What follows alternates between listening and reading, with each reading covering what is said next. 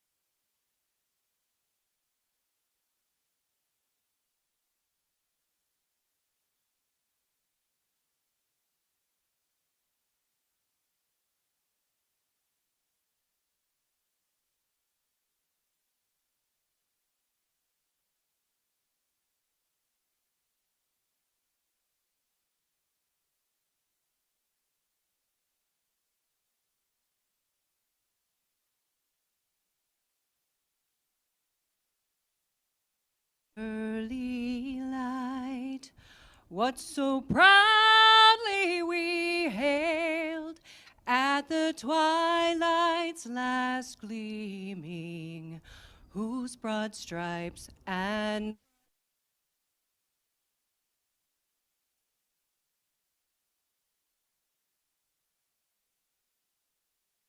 we watched were so gallantly streaming, and the rocket's red glare, the bombs bursting in air, gave proof the flag was still there. Oh, say does that star-spangled banner yet wave o'er the land of the free and the home of the brave?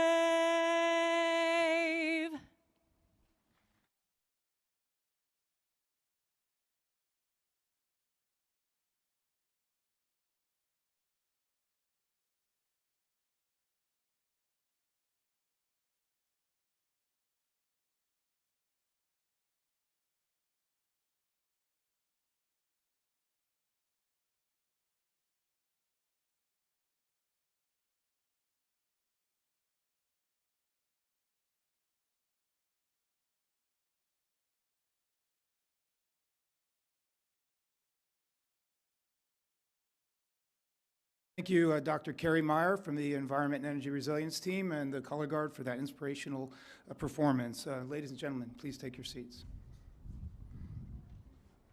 My name is David Osceola, the Director for Sustainability and Acquisition within the Office of the Deputy Assistant Secretary of Defense for Environment and Energy Resilience.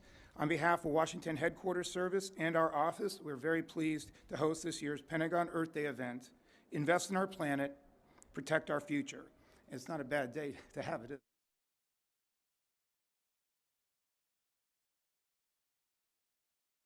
And welcome all of our military members and DOD personnel, other agency representatives, friends and family, and our distinguished visitors. I don't have a list of all the distinguished visitors, but I know a couple would be here today, so I don't see her yet. But Ms. Sherry Goodman, who is our first Deputy Undersecretary of Defense for Environmental Security, is here and really helped.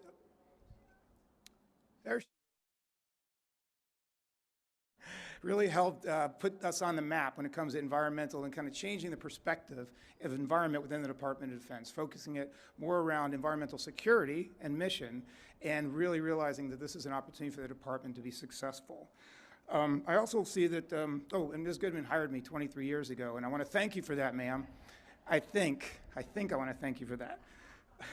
Good to see you, ma'am. Also, I see the Honorable Sharon Burke here in the audience. And also our first co-chair for the Senior Sustainability Council. It's always great to see you, ma'am. Thank you for both being here. And of course, I want to recognize Mr. Richard Kidd, our Deputy Assistant Secretary of Defense for Environment and Energy Resilience. It was Mr. Kidd's vision, tenacity, help, guidance that really got us to put this Earth Day event on. So I want to thank you, Mr. Kidd. And certainly, last but not least, Mr. Reginald Mack. I don't know where he is, but Mr. Mack did all behind the scenes, really a yeoman's effort to put this on. Without Mr. Mack, this wouldn't have occurred.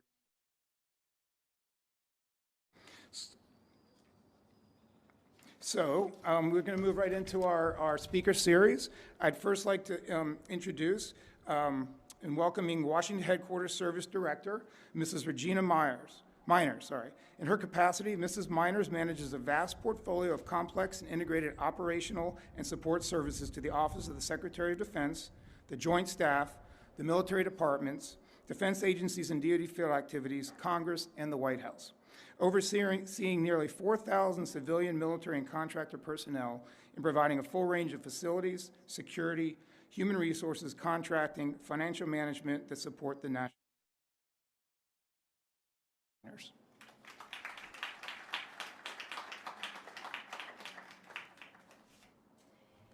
Thank you.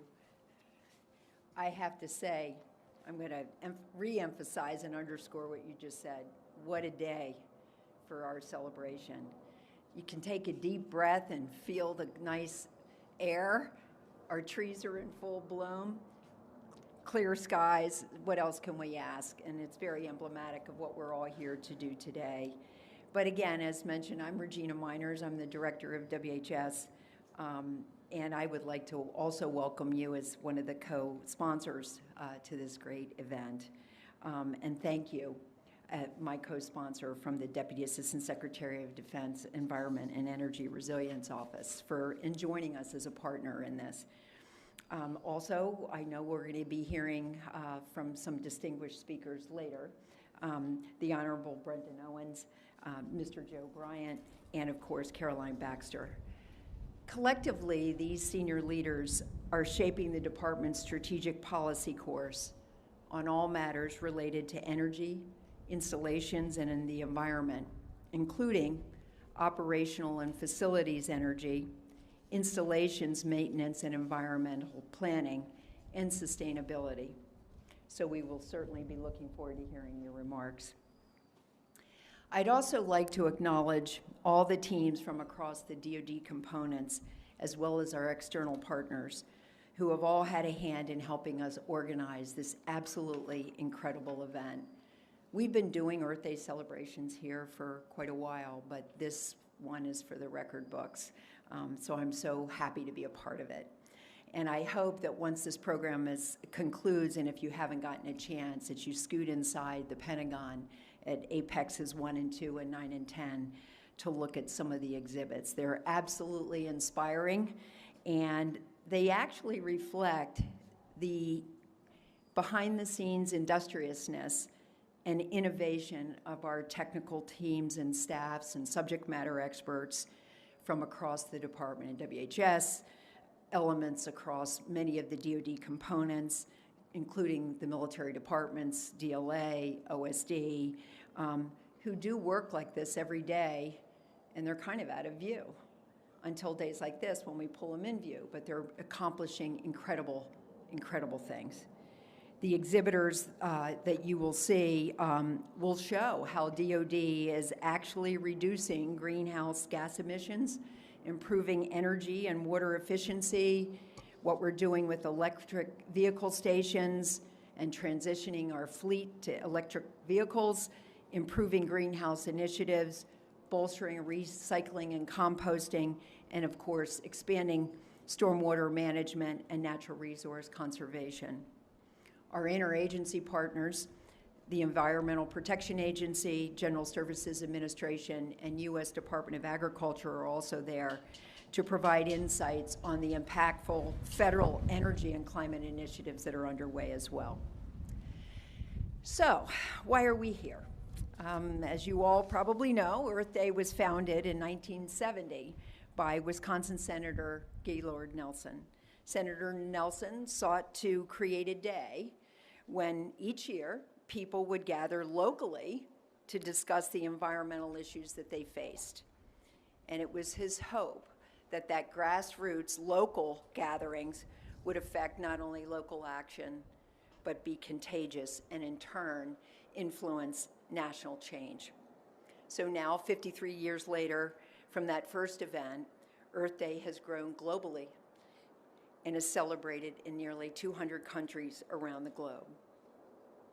As mentioned, this year's Earth Day theme is Invest in Our Planet, Protect Our Future. So we are compelled to be deliberate in our actions and our intents with regard to what we are doing within our respective spheres of influence to improve the sustainability and livability of the planet, but to discern and plan for the underlying economic proposition for their achievement. Here on the Pentagon Reservation, WHS, as the Facilities and Infrastructure Operational Lead Agent, is fully committed and is structured for executing this charge. In the discharge of our mission, we treat every day as Earth Day, with our energy, environmental, and sustainability programs instantiated in and executed through talented staffs within multiple divisions inside of WHS, including our Pentagon Services, our Engineering and Architecture Group, our Construction Management Team, our Federal Facilities and Lease Facilities teams, and our Standards and Compliance Group. Thank you all for the efforts that you do every day. I am really, really proud you're on the WHS team. It goes without saying. But it is through these collaborative efforts that WHS has recorded some pretty significant achievements. We have reduced agency-wide energy consumption by 14%, including 17% at the Pentagon since 2015, helping to contribute to DOD's overall goal. We are also continuing to implement multiple projects throughout the Pentagon Reservation to further improve energy and water efficiency and resilience. For example, WHS has made significant progress replacing all light fixtures in the Pentagon with new LED lighting. Do you realize how many light fixtures there are in the Pentagon? Yikes. As you know, LEDs are more energy efficient, require less maintenance, and save money. And in that regard, this project is estimated to save annually 26,000 plus megawatt hours, equating to $2.1 million annually. WHS has also replaced 2,500 water fixtures in all Pentagon restrooms with high-efficiency fixtures, saving 164 million gallons of water and a $1.4 million savings annually. As you can imagine, high-efficiency water fixtures are designed to not only reduce water usage, which diverts less water from our rivers, bays, and estuaries, resulting in healthier environments. At the Pentagon Heating and Refrigeration Plant, WHS is installing high-efficiency chillers, which will annually save over $1 million as well. When it comes to new construction and major renovation projects, and I'm sure anybody who's traversing the Pentagon Reservation is bumped into a cone or a diversion or a walking plank that's been installed to divert you away from a construction zone. But when it comes to our new construction, WHS incorporates energy and water efficiency, stormwater management, and sustainable procurement into the design and construction process of our projects. New WHS facilities are typically required to achieve building certification under the U.S. Green Buildings Council Leadership in Energy and Environmental Design, commonly known as the LEED system. As you know, this rating system provides a framework to create healthier, efficient, and cost savings green buildings. Since 2000, WHS has constructed 12 projects, including the Mark Center down the road and 4 wedges of this building that have earned LEED certification from the Building Council. By the end of 2025, we are anticipating that we will complete 4 additional projects that will earn the LEED certification as well. We have also achieved a gold rating under the LEED Operations and Management Rating System at the Mark Center, demonstrating that we are not only sustainable in new facility design and construction, but also operations and maintenance.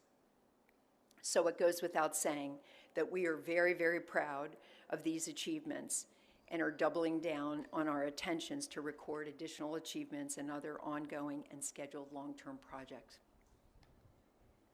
WHS also maintains a very comprehensive solid waste management program at the Pentagon and the Mark Center to divert as many materials as possible from landfills through our recycling and composting initiatives. Our efforts are aligned to support DOD's goal to divert at least 50% of waste by 2025 and 75% of waste by 2030. In fiscal year 2022, the Pentagon diverted 52% of its waste through recycling and composting, which included a building-wide program to collect common recyclables such as paper and cardboard, cans and bottles, collection of food waste from the food establishments as well as our executive dining facilities, and the collection of pallets, toner, scrap metal, and electronic waste from the remote delivery facility for recycling.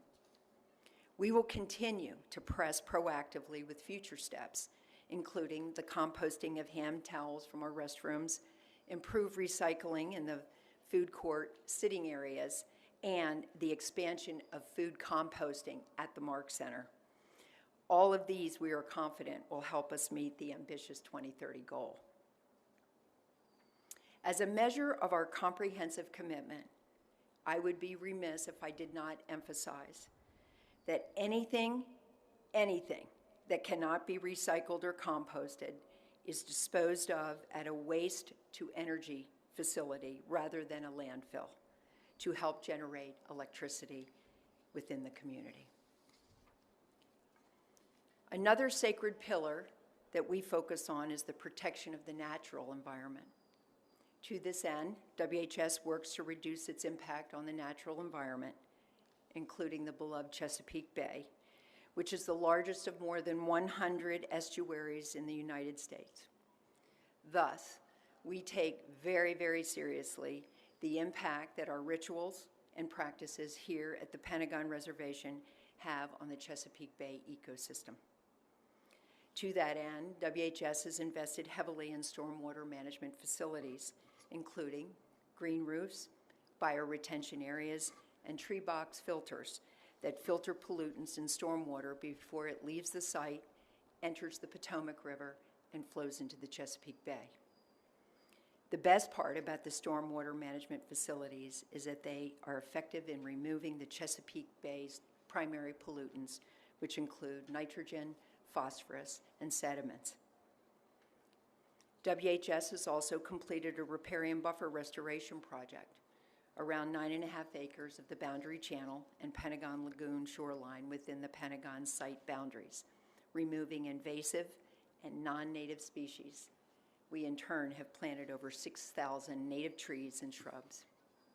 The riparian restoration effort, among other things, help us, importantly, achieve compliance with the Chesapeake Bay Preservation Act, but also assist in maintaining shoreline integrity by stabilizing the bank and preventing erosion, and improving overall conditions in the Boundary Channel by reducing stormwater pollutant runoff, capturing nutrients and chemicals before they enter the water, and increasing shade along the shoreline to moderate increasing temperatures. Lastly, the WHS Fleet Management Program established a zero-emission vehicle planning and implementation team in April of last year, composed of stakeholders from across a broad spectrum of the DOD components.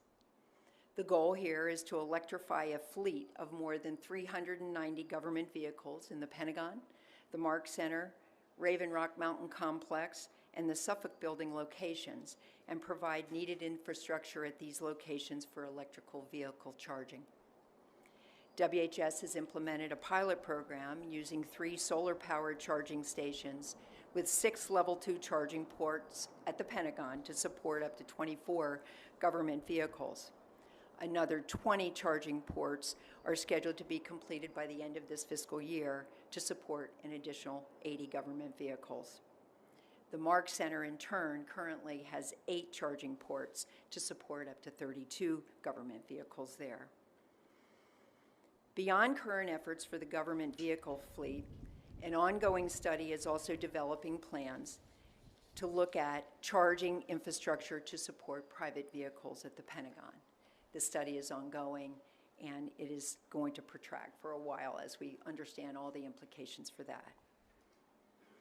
In short, all of these initiatives have been efforted and achieved through WHS's enterprising stewardship in generating safer, energy-efficient, and resilient operations of its infrastructure here on the Pentagon Reservation, in the greater National Capital Region, and beyond. Leading with tangible results and observable effects, WHS has embraced this climate imperative, not only as a part of its mission, but as a privilege to play such a critical role in maintaining operational resilience and thereby, in turn, ensuring mission continuity here at the DOD headquarters. To this end, Albert Einstein once said, "Those who have the privilege to know have the duty to act." I am proud to say that in collaboration with our partners and aligned with national commitments and the global imperative for a secure climate, WHS is and will continue to do its part in protecting the future of our planet. Thank you for being here today.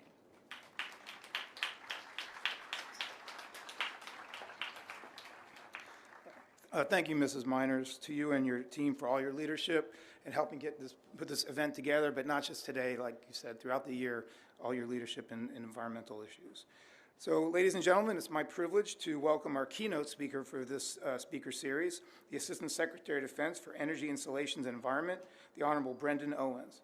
Honorable Owens is the Principal Advisor to the Undersecretary of Defense for Acquisition and Sustainment for all matters related to energy, installations, and the environment, including operational and facility energy, installation maintenance, and environmental planning.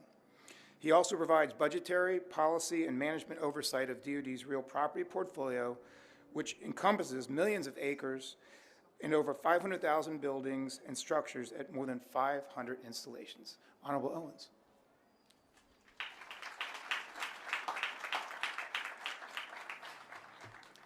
Thanks, Dave. Regina and I were just talking about how big this portfolio is, and I think we have Sherry and Sharon to thank for some of that, certainly. When Mr. Kidd and I were walking around the tables, which if you haven't done that yet, please take the time after we wrap here to go do that, or sometime during the rest of the day. There is a tremendous amount of activity that's happening, and I really think it'd be great for as many people to get there as possible.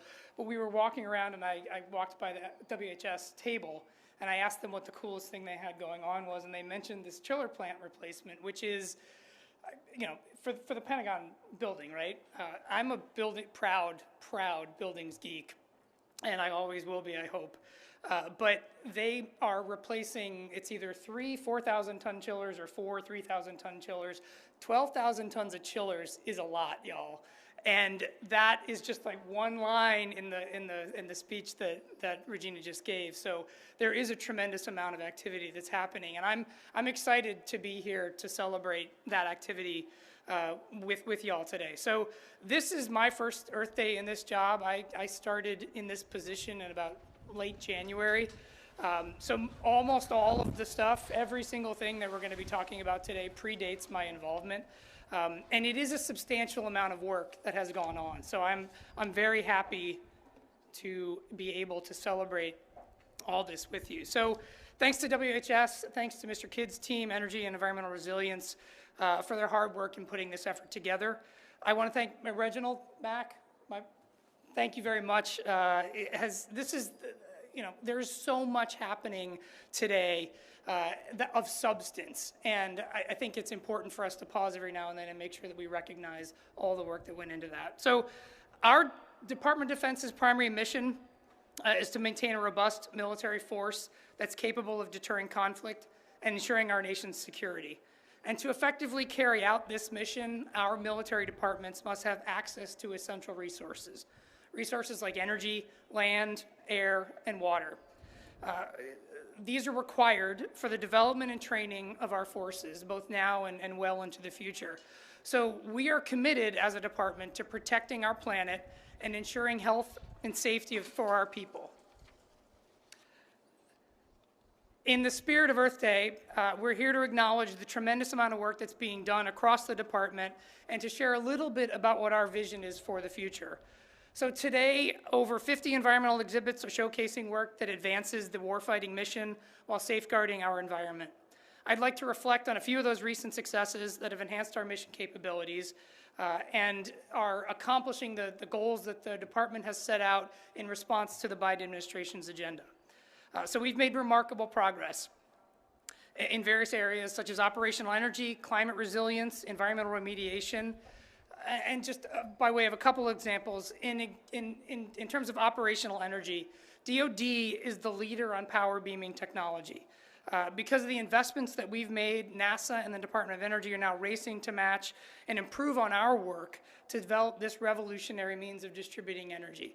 So power beaming technology could significantly reduce greenhouse gas emissions and lead to space-based solar-powered global energy distribution networks for humanitarian response and national defense. Last month, we took an important step towards this future by launching the first groundbreaking demonstration of optical power beaming in space. Along those lines, the Electric Tactical Humanitarian Operations Resource Project has resulted in an all-electric autonomous vehicle designed to carry exportable energy to the point of need. The ability to autonomously maneuver through battlefields and disaster events makes it a powerful resource in ensuring the safety of our warfighters while reducing our environmental footprint. The department has also made significant strides preparing for the inevitable impacts of climate change.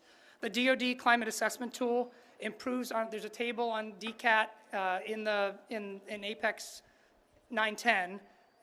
Make sure you get there. There's really interesting things that are happening. Improves our ability to make climate-informed decision by estimating climate vulnerabilities for all major domestic and international installations. In addition to that, we are poised in the next months to deliver DCAT capabilities to 6 partner nations.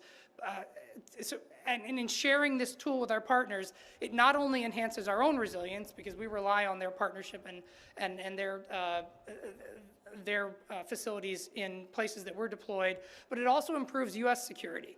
So our allies and are partnered for a force multiplier and are one of the greatest strategic assets we have in protecting our nations.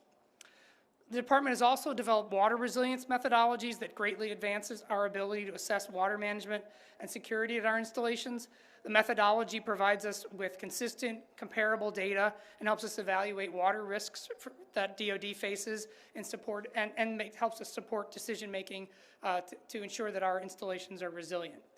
As we shape the more resilient and just future, it is also imperative that we restore lands that have experienced environmental impacts attributable to past military activities. Through the Native American Lands Environmental Mitigation Program, we've remediated over 100 impacted sites and executed 369 cooperative agreements valued at over $179 million with Native American tribes. The goal of this program is to prioritize health and human safety by restoring and protecting natural and cultural resources and return tribal lands to optimal use.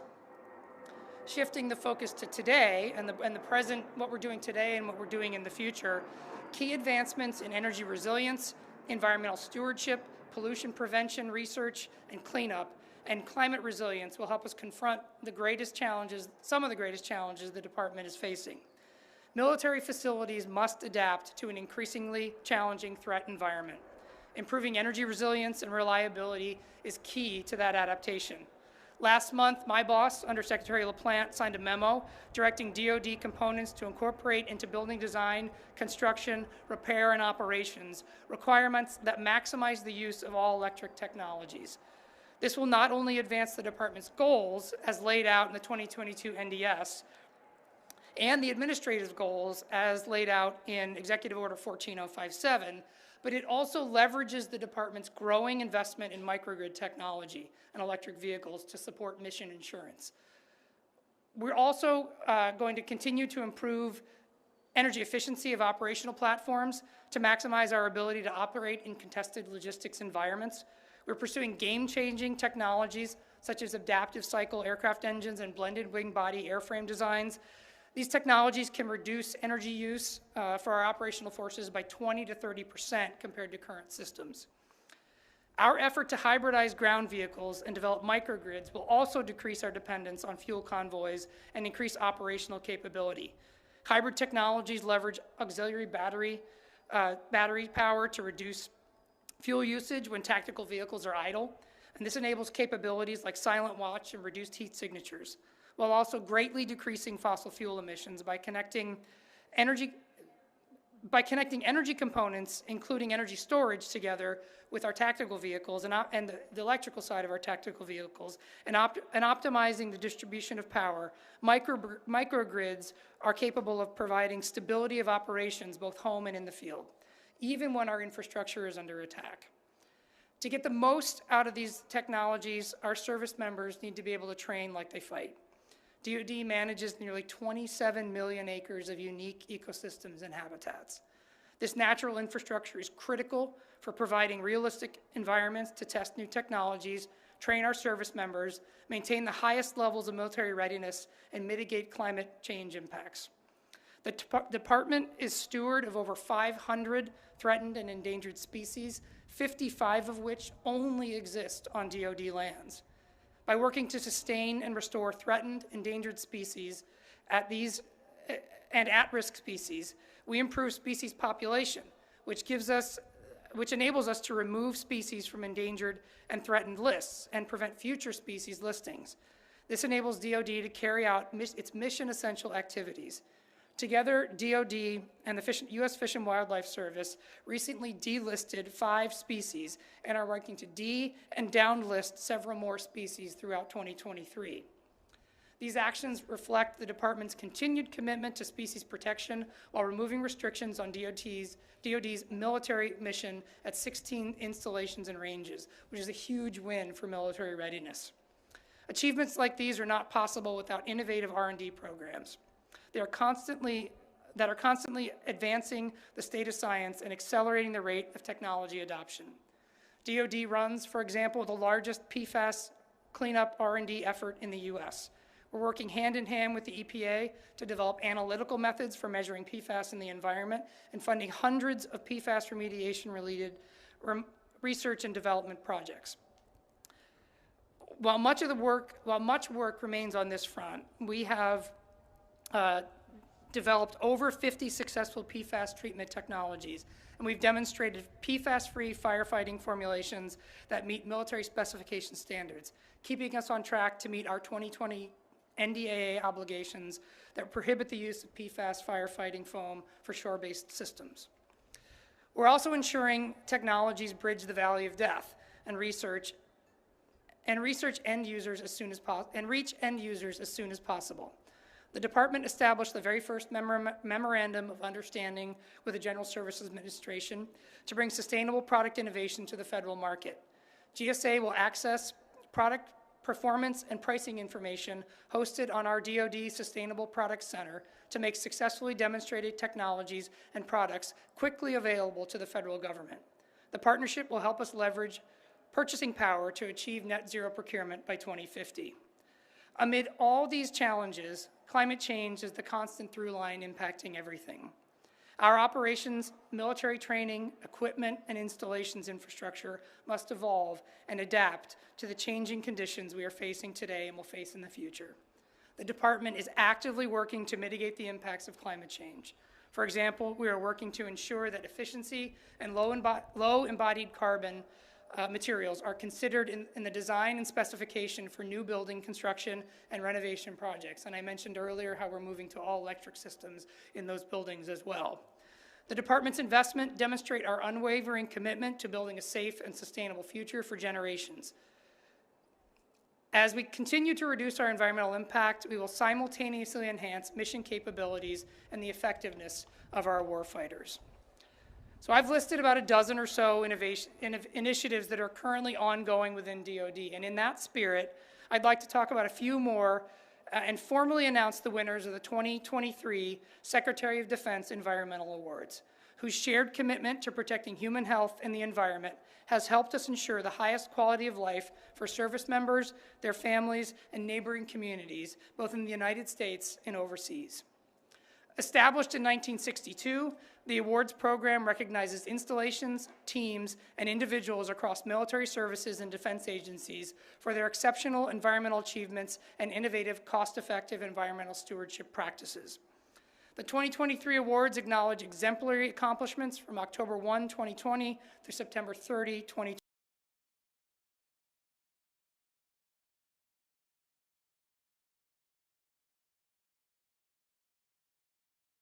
At Apex 910 on floor 2.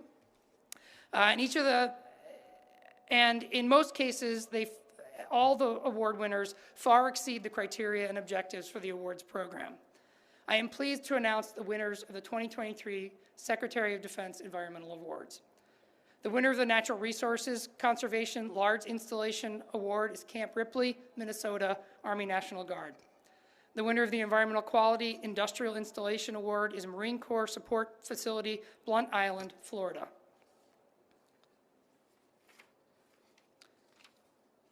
The winner of the Environmental Quality Overseas Installation Award is Osan Air Base, Republic of Korea. The winner of the Sustainability Non-Industrial Award is Kadena Air Base, Japan. The winner of the Sustainability Individual Team Award is the 366th Environmental Management Team, Mountain Home Air Force Base, Idaho. The winner of the Environmental Restoration Installation Award is Naval Point Base, Loma, California. The winner of the Cultural Resources Management Small Installation Award is the Iowa Army National Guard. And the winner of the Cultural Resources Management Individual Team Award is the Cultural Resources Office Team, Eglin Air Force Base, Florida. Last but not least, the winner of the Environmental Excellence in Weapons Systems Acquisition Award is the Acquisitions and Logistics Heavy Metals Working Group, Washington, D.C. My sincerest congratulations and thanks to all the 2023 SecDef Environmental Award winners on your achievements. Thank you for your dedication and outstanding support to the military mission and the environment.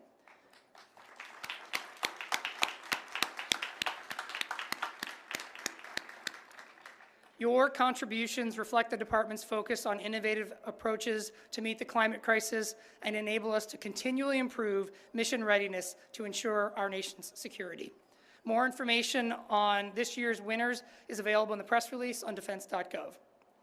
I encourage you again, one last time, to visit the Environmental Awards Program event table on the second floor in Apex 910. There is also a permanent program on display on the third floor, Apex 7 and 8. Thank you for joining us today. It's difficult to capture the breadth and depth, I think we started off this way, of the impactful work that you are all doing in just a few minutes. After hearing from all the other speakers and visiting the exhibits today, I hope you come away with an even greater picture of our environmental accomplishments and investments and a better understanding of your critical role in helping us move forward from here. We have a lot more work to do. But your commitment and creativity are inspiring, and I look forward to celebrating our achievements often with you. Thanks very much.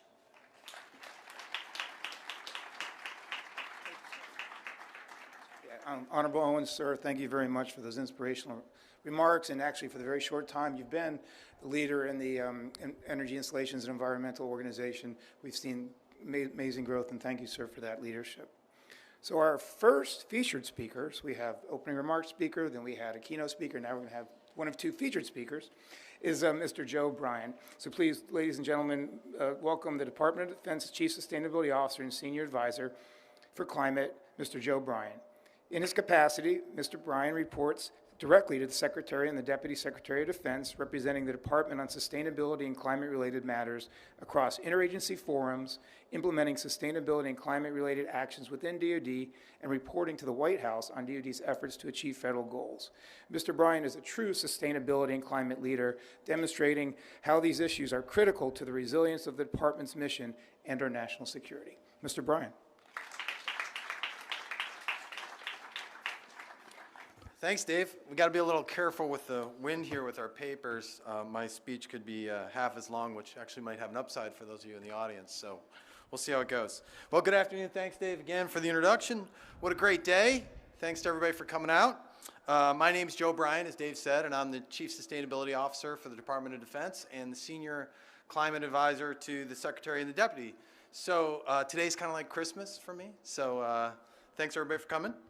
Now, I'm going to pose a question that I get on occasion, sometimes actually out loud, sometimes not, and that is, why does your job actually exist? And why do sustainability, environmental protection, and climate change, why do those things actually matter to the Department of Defense? So, showed up here today, my guess is that many of you know the answer to that, but I'm going to take a shot anyway, as my papers fly away. You know, one observer recently said that to understand the impact of climate change on our world, you don't have to have a PhD, she said. You don't have to be a climate scientist. You just need to be a person who looks out the window. Now, I understand that's a little tricky in here since the Pentagon doesn't have that many windows, but I assume most of you have windows at home, so we'll rely on that. And what are we seeing, those of us who actually have windows, what are we seeing when we look outside? Well, globally, the last 8 years have been the hottest 8 years on record. Water levels at Lake Mead out west, the largest reservoir in the country, remain at some of the lowest levels since the 1930s and are coming dangerously close to threatening the Hoover Dam's ability to supply power. The Bureau of Reclamation predicts that Lake Mead could reach an all-time low again later this year. In California, the Department of Forestry and Fire Protection publishes a list of the largest wildfires in the state since 1932. 8 of the top 10 have occurred since 2017, and six of those have happened in just the last 2 years. That's 90 years of records, 90 years of records. Don't forget, we have a pretty big footprint out in California, so that matters. And it's not just here in the United States, it's called global climate change for a reason, right? And across the globe, it's impacting countries and regions from China to the Middle East to Africa and Europe. But again, why does any of this matter to us? Why does it matter to the Department of Defense? Well, the truth is you can't run an installation if you don't have any water. And Lake Mead supplies water to Nellis and Creech. You can't prepare for global missions if you're spending all your time responding to crises like floods and wildfires. We know that the National Guard, in fact, spends countless hours on those crises. You can't train if your base is underwater or conditions are too extreme. We know the hurricanes have cost us in readiness and resources over the past few years. Think Tyndall, Lejeune, Offutt, Pensacola, the list goes on, right? And it's not just our military. Remember last summer, the Royal Air Force had to shift airfields after the runway melted at Bryce Norton during a heat wave. Meanwhile, these same conditions, drought, extreme heat, typhoons, hurricanes, create demand for humanitarian assistance and disaster relief. They also help drive instability, often in regions and countries already buckling under the strain of poverty, weak governance, and a host of other challenges. And instability, when it rises to conflict, creates demands on our force. And the risk of climate change and environmental degradation to strategies, plans, capabilities, missions, and equipment is growing. And we have to consider those impacts at every level of our enterprise. How will rising seas affect basing posture? How will increasing temperatures impact combat system, payload capacity, range, and loiter time? Now look, that may all sound like a bad news story, and I'll admit, it's not great. But we're actually not here today to complain.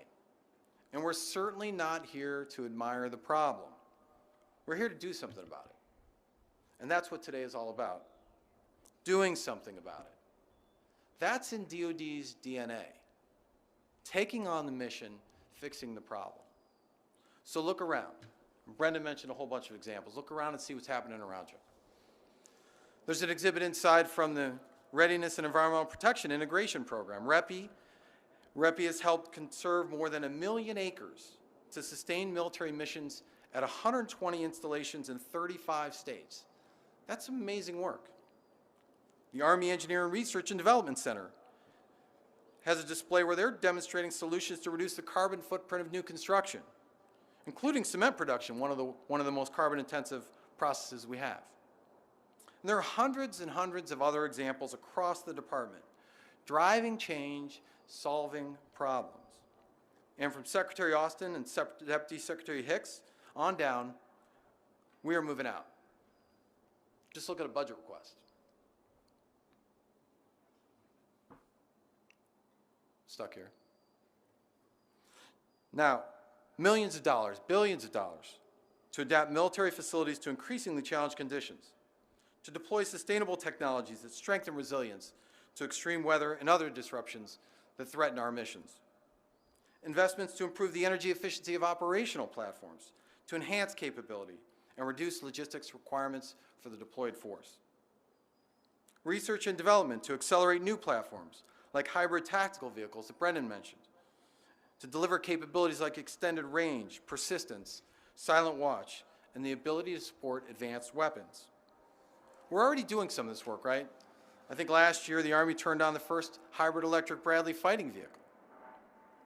Now we're also investing in new platforms, like blended wing body aircraft, that has the potential to increase range, payload, and loiter time while reducing fuel burn by up to 60%. That's a game changer, market transforming. And we're incorporating climate risks into war games and exercises to ensure we understand the impacts on our mission and are prepared to respond.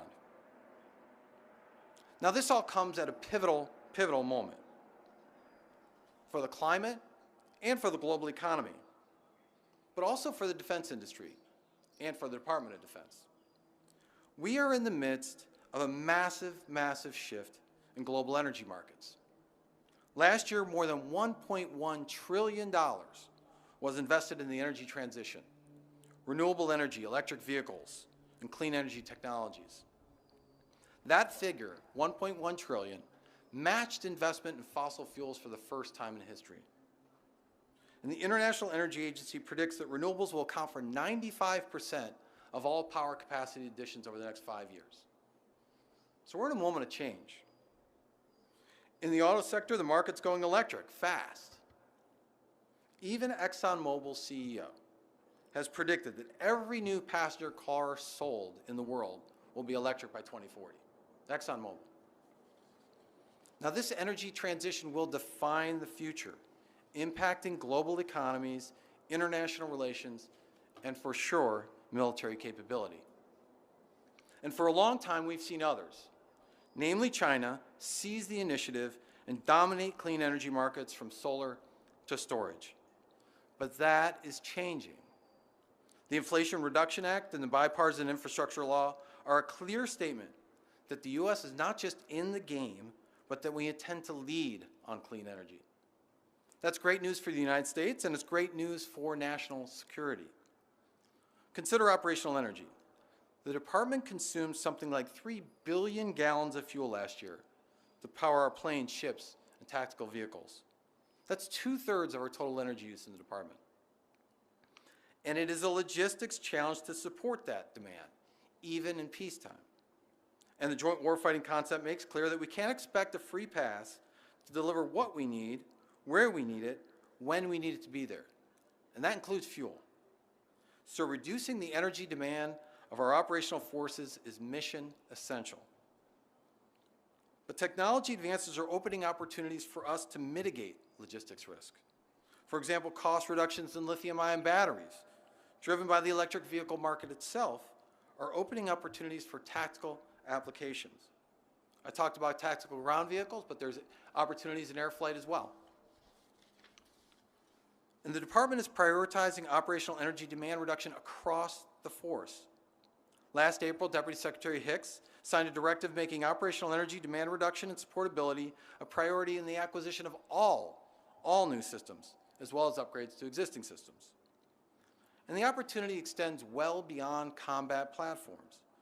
Global operational missions, we know, are often supported and sustained from our fixed installations. On the energy front, technologies like microgrids, distributed generation like solar and energy storage can improve the resilience of critical operations on military bases threatened by both extreme weather, cyber, and even kinetic attacks. And we have great examples of that, from sub-base New London to Parris Island to Miramar to Fort Bragg. Again, that's good for the environment, great for the climate, and we should celebrate that. And we can do so without losing sight of our primary job. Because our investments, while they're good for the climate and good for the environment, they're absolutely critical to future mission success. And that's the answer to the question I posed a few minutes ago. Why do we think about, why do we invest, why do we care about sustainability, environmental protection, climate change? We do that because it makes us better at our jobs. They matter to the mission. So today we can celebrate what we've accomplished, right? We should be proud of that. Go around the table, see your colleagues, congratulate them for all the good work. But let's be clear, the race isn't over. You know, my dad used to say, don't hurt your shoulder patting yourself on the back, because we're not done yet. So thanks for what you do every day, and we'll see you back at work. Thanks.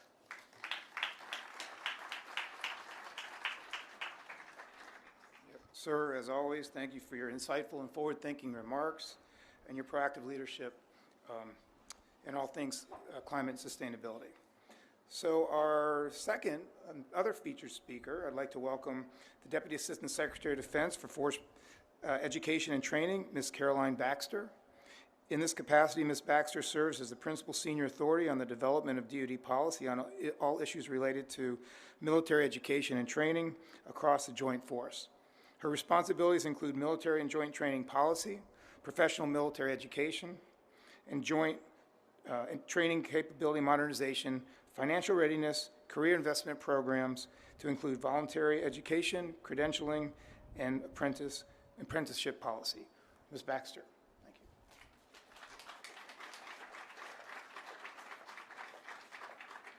Thank you so much. Hi, everybody.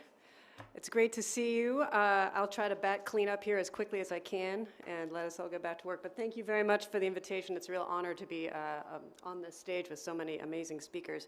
And it's great to see so many colleagues in the audience, Richard, Nancy, Rachel, others, also members of my staff who view this as not just an opportunity but an obligation to listen to me speak. So I'll try to get through my remarks with some alacrity. Joe and the previous speakers set the stage actually really perfectly for what I wanted to focus on. So let me set the stage for where I'm going to be going. The United States of America is an expeditionary power with a global footprint. We keep people and equipment forward deployed at myriad sites around the world while relying on our ability to project power from CONUS. Any threat that has the global reach to degrade our strategic, operational, and tactical resilience erodes the foundation of the American way of war. What undergirds our resilience isn't our equipment or our installations, but our people. And so, as these global threats emerge and our operating environment changes, so too must we change the way we educate, train, and develop our military and civilian workforce to maintain our warfighting advantage. Today, I'm going to try to get beyond the so what of climate change by dispensing with that term entirely, instead focusing on the now what part of that challenge, to link the reality of what the data tells us with the implications for the fights to come and what uniformed and civilian members of the workforce need to know and do. If you're spending time listening to me talk as opposed to pruning your inboxes, you probably already get why this matters. But let me share how my office, Force Education and Training, and the Climate Literacy Sub-Working Group that I have the privilege to lead talks about it. In short, in the battle for resilience, time is never on our side for long. Let's talk about one fact we're all aware of, sea level rise. Data tells us to prepare for a rise of an additional 1 to 3 feet by 2050. Sounds small, sounds far away.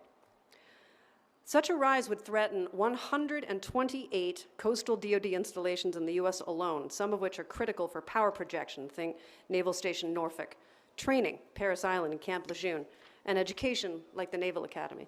And by threaten, I mean may flood 100 times every year within the next 27 years. Our power projection, training, and education requirements are non-negotiable. We have a new joint warfighting concept. We have operational planning scenarios, mission essential tasks. We have a pacing challenge, driving our educational outcomes. Behind all of these things are assumptions about our ability to continue training, educating, projecting power without undue interference beyond the norm. But what if we're wrong? What if decisions do we need to make today about installation management, military construction, among others, to mitigate that risk? If not properly managed, the tactical and operational consequences in the near to midterm will translate into strategic risk over the long term.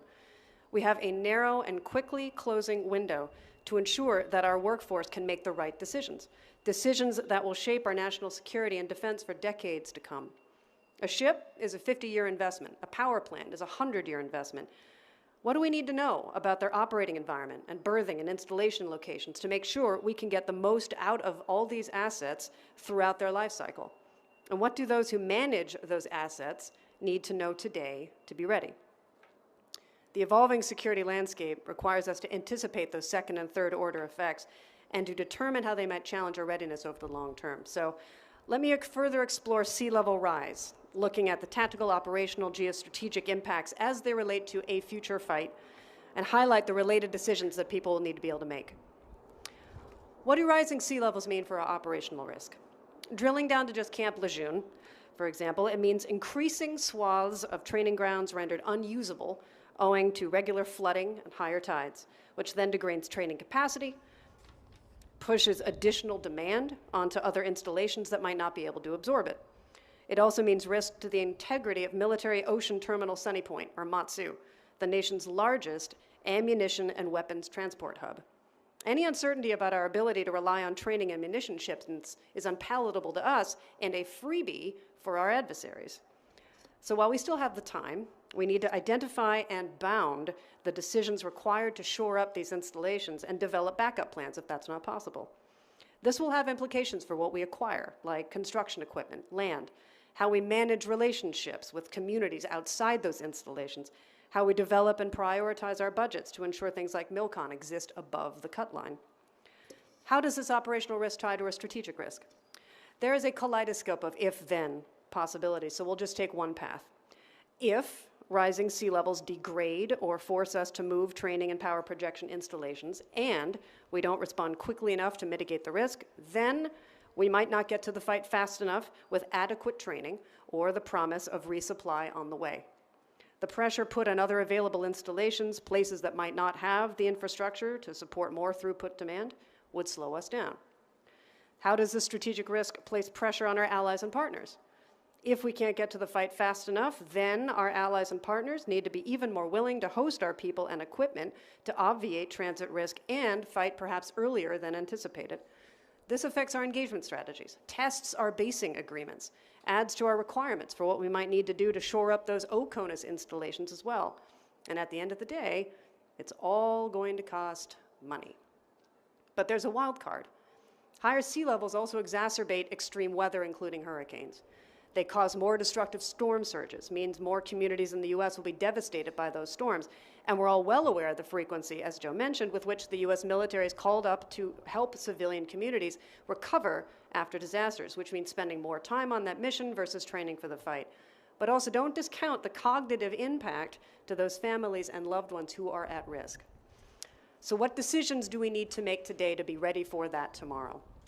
For the installations community, for example, those places that flood up to 100 times a year, that will start 27 years from now, not very far off in a profession where decisions take a long time to make and execute. For example, this summer, Naval Station Norfolk plans to conclude a $43 million flood reduction project that dates back to 2013. More than 40% of those installations are at greatest risk of flood, owned by the Navy, which means someone in the Navy today has to be thinking about the maintenance, resilience, placement, and staffing of installations over the next 30 years. How will existing footprints hold up to changing force projection requirements in a changing environment? How will our international relationships enable a potential future where we need to establish or relocate a critical facility or asset? Answering these questions requires us to keep our resources current with a shifting security landscape and make them accessible to the workforce.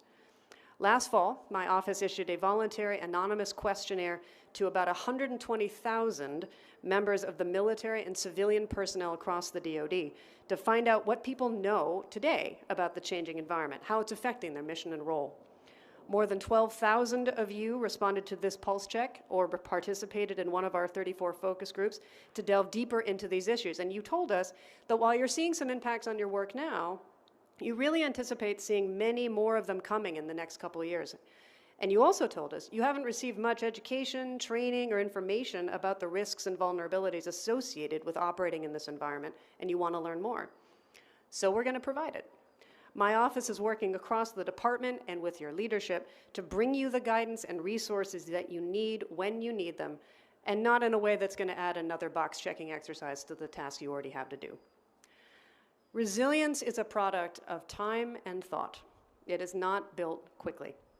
Because the evolving security landscape presents a threat to the entire department, we need to ensure commonality of effort so that our approaches are mutually reinforcing.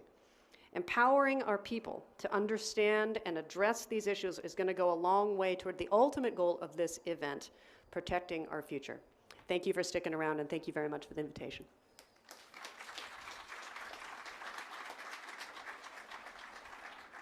Yes, thank you very much, Ms. Baxter. That was very enlightening and very focused on where we need to be as part of the department. And I appreciate all you're doing to help educate not just our workforce around environmental, but about how it's a capability-based issue that we need to understand how we can do our jobs better.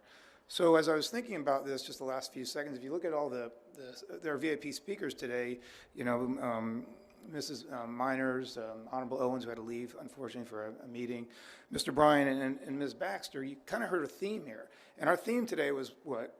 Invest in our planet, protect our future. And that's the future of not just the environment and our family and friends, but the future of our jobs, the future of what we do as a nation, what we do as a Department of Defense. We've got to be able to do our jobs, which is defend the country, protect our people.